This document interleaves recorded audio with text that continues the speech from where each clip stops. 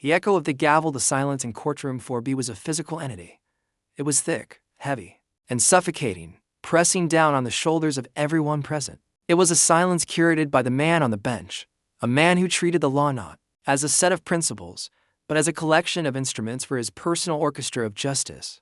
That man was Judge Arthur Sterling. He sat elevated, cloaked in black, his face a mask of stern disappointment that bordered on theatrical. His gaze was fixed on the boy standing at the defendant's table. Elias Washington, 17 years old, looked less like a criminal mastermind and more like a lost child who had wandered into the wrong room. His shoulders were slumped inside an ill-fitting suit borrowed from his public defender. His eyes, wide and unblinking, were fixed on a point on the far wall, as if staring too hard at it could make him disappear. Throughout the 3-day trial, Elias had barely spoken. He answered direct questions with a whispered yes or no. He couldn't articulate the hurricane of fear and confusion in his mind. The sheer absurdity of being accused of a crime so vast, so complex, that he couldn't even follow the prosecution's explanation of it. The charge was a massive cyber attack, a digital blitzkrieg that had siphoned millions from the city's pension fund and brought essential services to a screeching halt. The prosecution, using a mountain of circumstantial digital forensics, had painted him as a new-age gangster, a hoodie-wearing phantom who could bankrupt a city with a few keystrokes. To Judge Sterling, Elias's silence was not fear. It was contempt. It was the insolence of a generation he did not understand and did not care to. "We are faced today with a new breed of predator," Sterling began, his voice echoing in the cavernous room. He let the words hang in the air, savoring their weight. "One who does not use a gun or a knife, but a keyboard. One who can inflict chaos upon thousands from the shadows of his bedroom, with a breathtaking arrogance and a chilling lack of remorse." He looked directly at Elias, his eyes narrowing throughout these proceedings. "You have sat there, silent and sullen. You have shown no emotion, no respect for this court, no recognition of the gravity of your actions. This silence, Mr. Washington, is the most damning evidence of all. It is the quiet calculus of a sociopath, a mind devoid of empathy, convinced of its own superiority." Elias flinched. It wasn't true. He was screaming on the inside. His mind was a maelstrom of code he didn't write, of accusations he didn't understand. But his voice was locked away, trapped behind a wall of sheer terror. His public defender, Ms. Rebecca Friedman, placed a hand on his arm. It was meant to be comforting, but it felt like an anchor pulling him down. Friedman was a good woman, a tired woman. She had seen too many cases like this, where the momentum of the prosecution and the bias of a judge created a reality that had little to do with the truth. She had fought, but the digital evidence was a tidal wave, and Judge Sterling was its willing conductor. "The jury has found you guilty," Sterling continued, his voice rising with righteous fervor, "and it is the solemn duty of this court to impose a sentence that reflects the profound damage you have wrought. You are a cancer on our digital society, and you must be excised. You made a mockery of our system, so the system will now have the final word." Judge Sterling lifted his gavel, holding it high like a scepter of judgment. "Elias Washington, for the crimes of aggravated computer fraud, larceny, and conspiracy, this court sentences you to life in prison without the possibility of parole." The gavel fell. The sound was like a gunshot in the silent room, a sharp, definitive crack that shattered what was left of Elias's world. His mother, sitting in the front row, let out a gut-wrenching sob that was quickly stifled by her sister. Elias's legs felt weak. Life in prison. The words were nonsensical. He was 17. Life hadn't even started. Ms. Friedman leaned in close, her own voice strained. "Elias, I'm so sorry." He didn't hear her. All he heard was the ringing in his ears. As the bailiffs approached and placed firm hands on his arms, their touch was cold, final. They pulled his hands behind his back, and the cold click of the handcuffs sealed his fate. He was being led away, out of the courtroom, out of his life. "Wait," one of the bailiffs said, pausing just before the door. He was an older man with weary eyes. He gestured to a payphone on the wall of the corridor. "You get one phone call, kid. Make it count. One phone call." The finality of it was crushing. Who do you call to say goodbye to the world? Elias stared at the phone, his mind a blank slate of despair. He had one call to salvage a life that had just been declared over. The number on the card, the holding cell, was a box of concrete and steel painted a pale, sterile green that seemed to absorb all hope. The air was cold and smelled of disinfectant and defeat. The heavy clang of the door shutting behind him was a sound of absolute finality. Elias sat on the edge of the thin mattress, his hands resting on his knees, and tried to breathe. Life without parole. The phrase looped in his head, a grotesque mantra. He imagined himself growing old in a place like this, the world outside fading into a distant memory. He thought of his mother. Calling her was his first instinct, but he immediately recoiled from the thought. What could he say, hearing her voice? Her inevitable, shattering grief would break him in a way the judge's sentence hadn't. He couldn't do that to her. Not yet. He had no father, no siblings. His friends from school, they wouldn't understand. They were thinking about prom, about college applications, about summer jobs. How could he explain that his summer, and all the summers after it, would be spent in a cage? He felt a familiar lump in his pocket. He reached in and pulled out his wallet, a worn leather fold his mom had given him for his 16th birthday. The bailiff had let him keep it for the call. He thumbed through it. A school ID, a $5 bill, and a strange, metallic card tucked behind his library card. The memory hit him with the force of a physical blow, a sudden, vivid flashback that temporarily erased the green walls of the cell. He was 14 again. At a summer boot camp called Codebreakers. It was a program for gifted young programmers, and Elias was its undisputed star. He saw code as a language, as poetry. He could build elegant, efficient solutions to problems that had the camp's instructors, graduate students from MIT and Stanford scratching their heads. On the final day, they had a special guest speaker, David Chen. Even at 14, Elias knew the name. Chen was a phantom, a legend. He was one of the architects of the modern internet, a cybersecurity pioneer who had built a billion-dollar tech empire and then, a decade ago, had simply vanished from public life. He was notoriously reclusive, and his appearance at the camp was a major event. Chen was not what Elias expected. He was a weary man with untamed gray hair and eyes that darted around with restless intelligence. He didn't give a polished speech. Instead, he delivered a rambling, cryptic monologue about the nature of systems. The world runs on code, he'd said. Pacing the stage. Financial markets, power grids, communication. It's all just code. And all code is flawed. It can be broken. It can be manipulated. Remember this. The most dangerous trap isn't a problem you can't solve. It's a problem you didn't create. After the talk, as other kids mobbed a famous app developer, Chen had walked directly over to Elias. He'd been watching him during the camp's final competition. You're Washington, Chen had said. It wasn't a question. Your recursive algorithm for the data sorting problem. It was beautiful, simple, devastatingly effective. Elias had just stammered a thank you. Chen stared at him intently. You see the patterns? That's a gift. But gifts can make you a target. He then pulled a strange card from his pocket. It was made of brushed steel, cool to the touch. On it was etched a long, complex alphanumeric string and, below it, a phone number. Kid, the world is full of broken code, Chen had said, pressing the card into Elias's hand. If you ever find yourself trapped in some, and you didn't write it, call this number. Recite the key. Don't explain, don't plead, just recite the key. And then he was gone. Elias had kept the card half as a souvenir, half because it was too weird to throw away. He'd assumed it was just part of the eccentric billionaire's persona, a bizarre test or a strange joke. Back in the suffocating green cell, the memory faded. The steel card in his hand felt cold and real. It was insane, a ghost story, a tech mobile's fever dream from 3 years ago. His logical mind told him it was a dead end. The number was probably disconnected.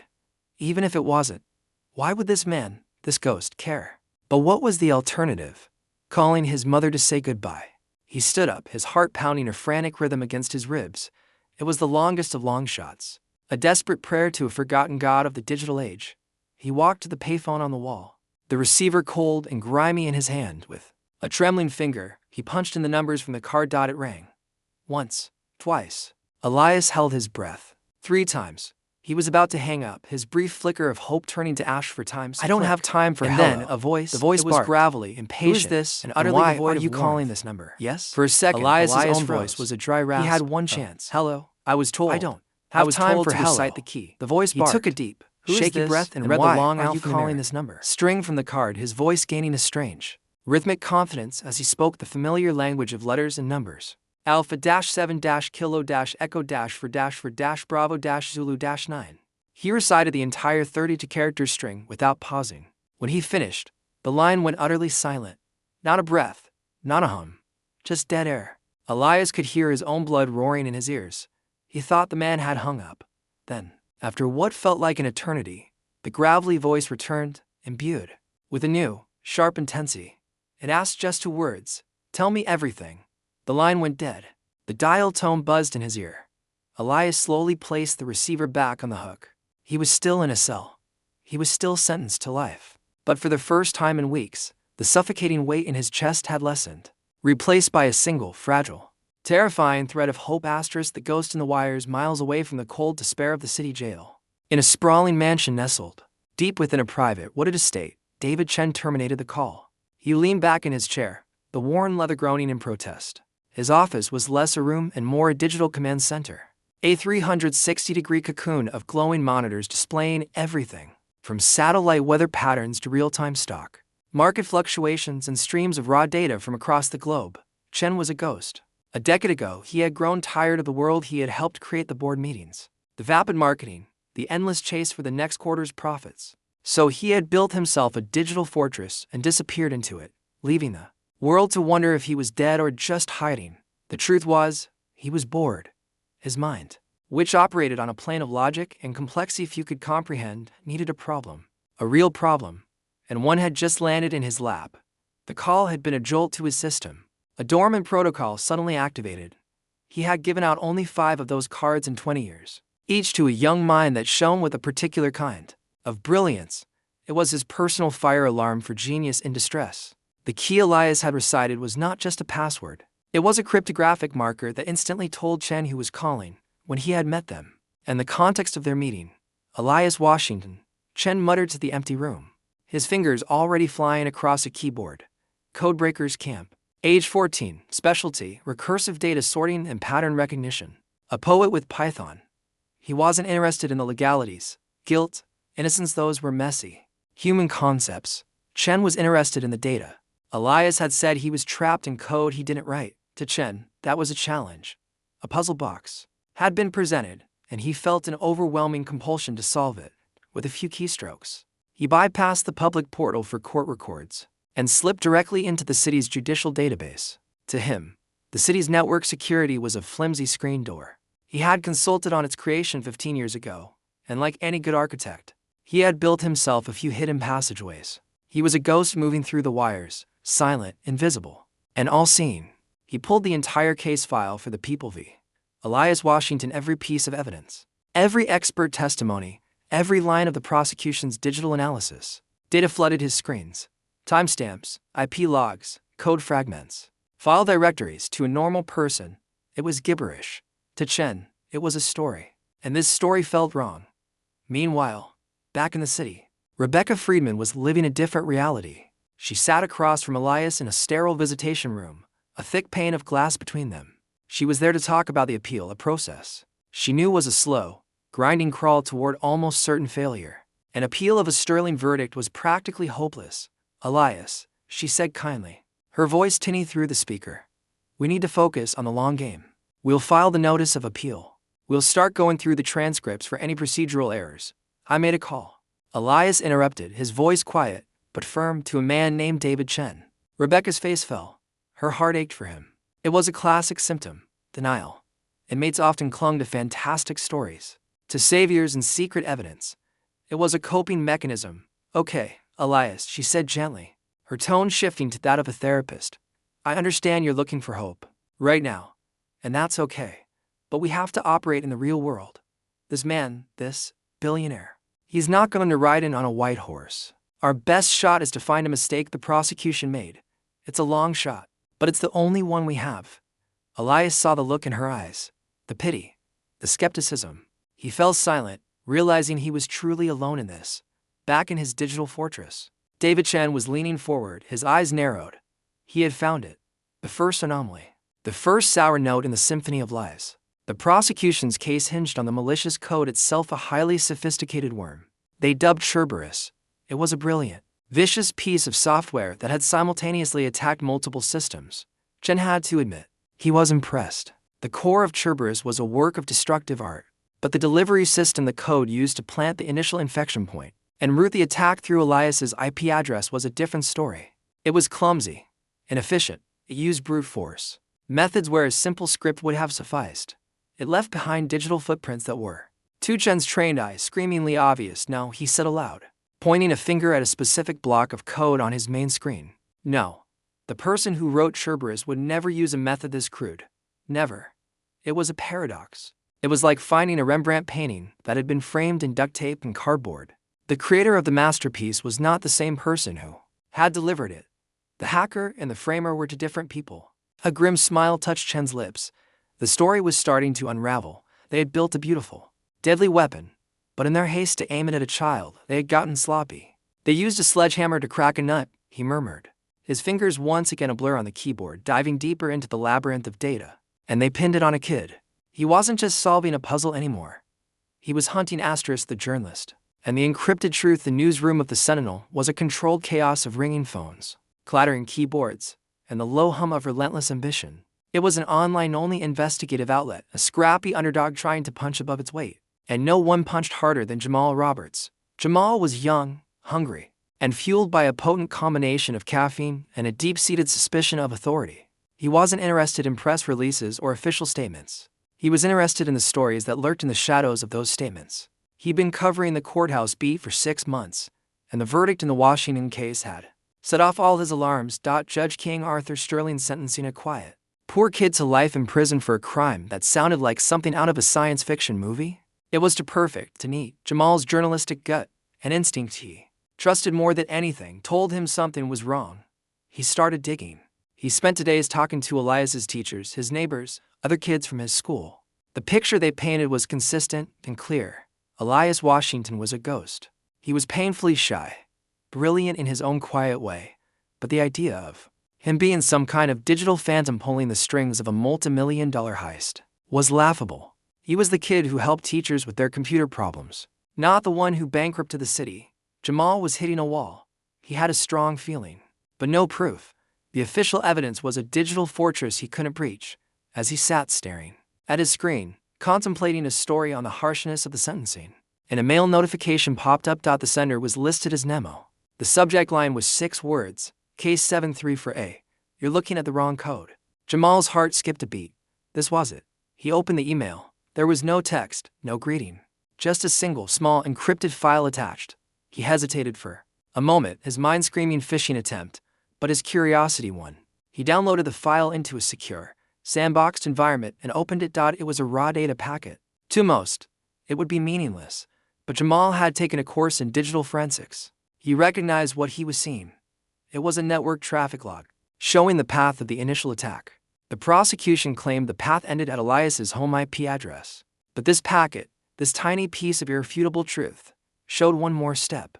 The attack hadn't terminated at Elias's apartment. It had been redirected from a different origin point, an IP address that, when he ran a trace, came back with a result that made the hair on his arms stand up. The source was a server hardwired inside the city courthouse. Jamal leaned back, a low whistle escaping his lips. This wasn't just a story. This was a bomb. The crime that a boy was sentenced to life for had been launched from inside the very building where he was convicted. His hands trembled slightly as he replied to the encrypted email. Who is this? How do I know this is real? The reply came back in less than a minute. You don't. You're a journalist. Verify it. And so began one of the strangest and most important relationships of Jamal's career. A cautious, encrypted correspondence with a ghost. Nemo was his source, a faceless, nameless entity who possessed a godlike view of the city's digital underbelly. Chen, from the safety of his mansion, had realized he couldn't expose the truth himself without revealing his own existence and illegal methods. He needed a voice, a legitimate outlet. He had researched journalists covering the case and selected Jamal for his tenacity and his outsider status. The ghost provided the data. The journalist gave it a voice. Jamal worked feverishly, cross-referencing the information Nemo fed him. He learned how to ask the right questions. Can you prove the evidence on his laptop was planted? He asked one night. The next morning, and a mail was waiting. It contained a log file showing that the incriminating files on Elias's hard drive had a different digital timestamp signature than the rest of the operating system. Proof they had been dropped there from an external source after the fact. This was the bullet. This was the undeniable proof. Armed with this, Jamal picked up his phone. He didn't call the DA's office for a comment they'd never give. He called Rebecca Friedman. Ms. Friedman, my name is Jamal Roberts with the Sentinel, he began. I'm working on a story about the Elias Washington case. I have a technical question for you. In discovery, did the prosecution's forensic team account for metadata signature mismatches in the file system? There was a pause on the other end of the line. I don't know what that means, Rebecca admitted. her voice laced with confusion and a hint of shame. "It means," Jamal said, his voice steady and confident, "that I think there's a very good chance your client is innocent." Cracks in the Sterling Foundation * Jamal Roberts' article dropped at 5 o'clock a.m. on a Tuesday. The headline was a cannon shot across the bow of the city's justice system, sentenced to life. Did Judge Sterling convict an innocent teen while the real hacker was inside the courthouse? The story didn't accuse, it questioned, but it did so with lethal precision. It laid out the evidence of the internal courthouse server, the expert analysis of the planted files, and the profile of Elias as a shy tech enthusiast rather than a hardened criminal. By sunrise, it was the most read story in the city. By noon, it had gone national. The reaction from the establishment was swift and furious. The district attorney's office held a press conference denouncing the article as a baseless piece of fiction and a disgraceful attack on the jury's verdict. They promised to investigate the source of the disinformation in his chambers. Judge Arthur Sterling was a storm of pure rage. He paced the plush carpet, his face a mottled shade of crimson.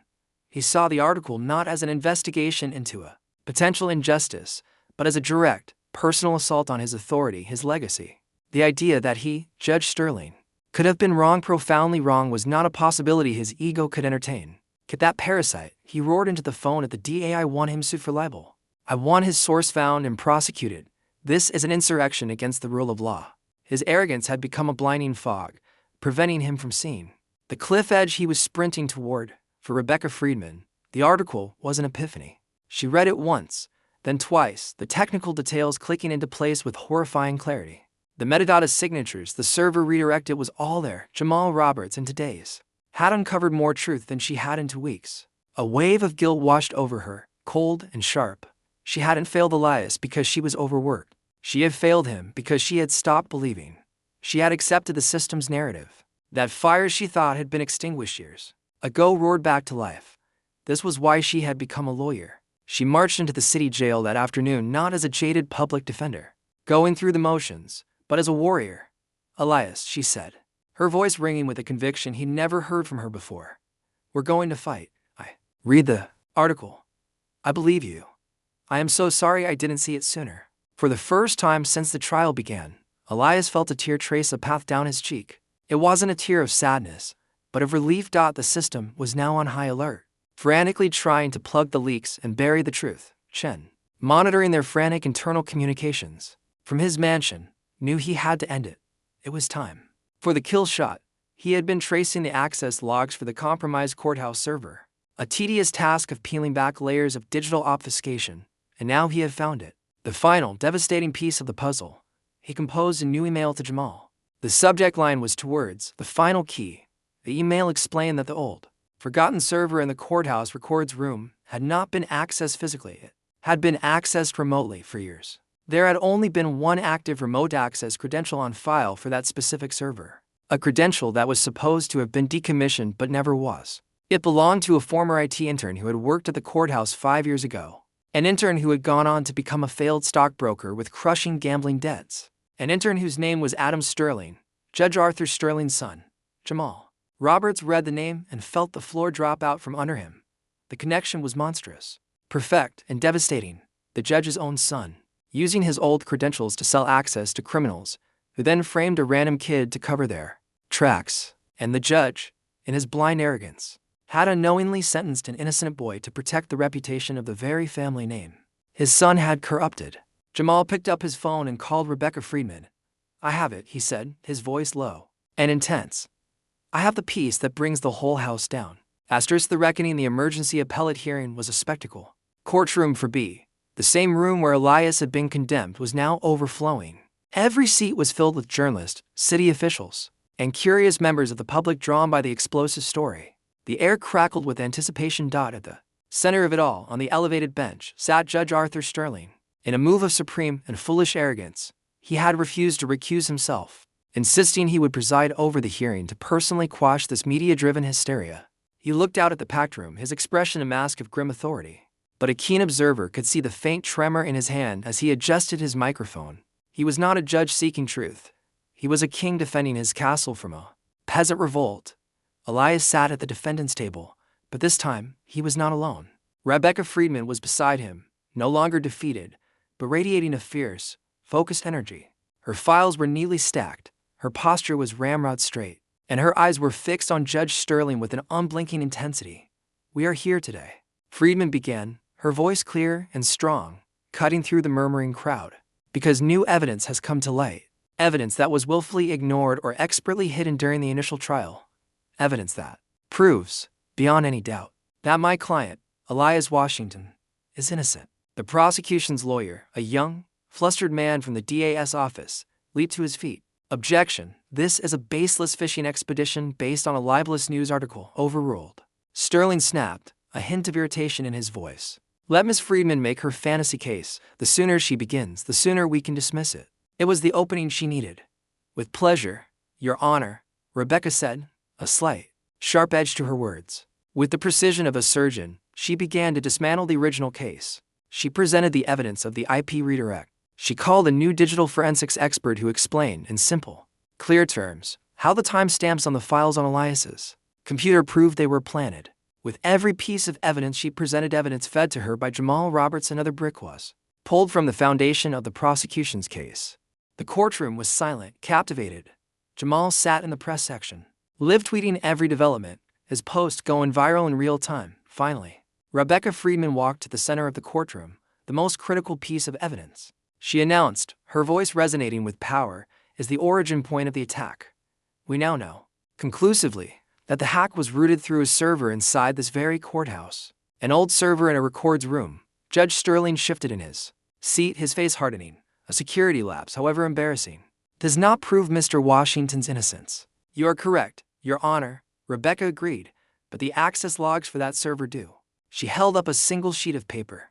The server had only one active remote access credential, a credential belonging to a former IT intern who worked here 5 years ago. An intern who, we have discovered, has accumulated over $2 million in gambling debts. An intern who sold his access to a ring of international cybercriminals to pay off those debts. She paused, letting the weight of her words settle in the silent room. She then looked directly at Judge Sterling, her eyes locking onto his, the name on that credential. "Your Honor," she said, her voice dropping to a near whisper, yet audible in every corner of the room, "is Adam Sterling." The name hit the courtroom like a physical shockwave. A collective gasp went through the crowd. Judge Sterling's face, which had been a mask of fury, instantly drained of all color.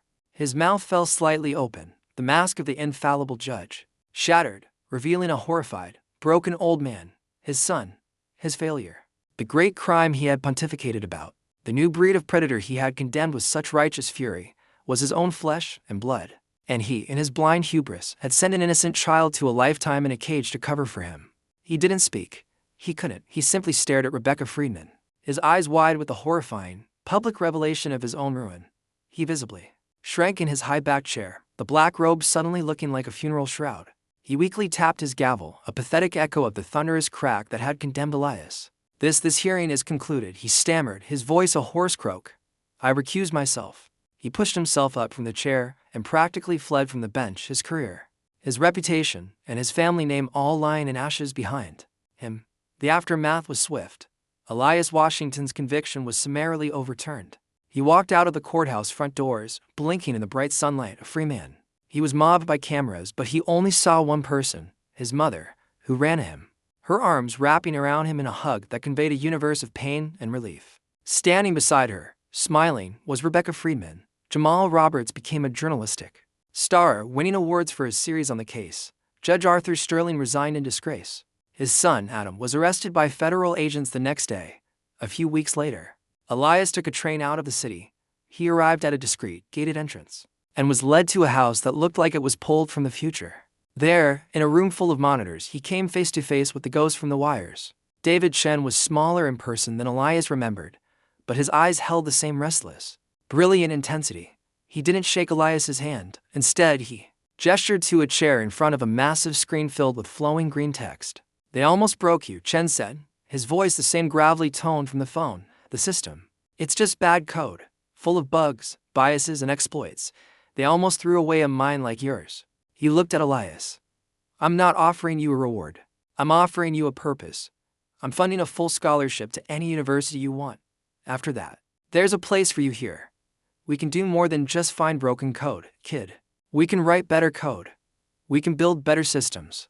Elias looked at the screen, at the elegant cascade of logic and language. For the first time, he saw not just a life sentence overturned, but a life's purpose revealed. He sat down, and for the first time in a very long time, he smiled. The mentor and the prodigy, to brilliant minds whom the world had cast aside, were ready to begin. Thanks for watching. If this story inspired you, don't forget to like, subscribe, and hit the notification bell so you never miss a video. And let us know in the comments, what do you think is the most important lesson from Elias's journey?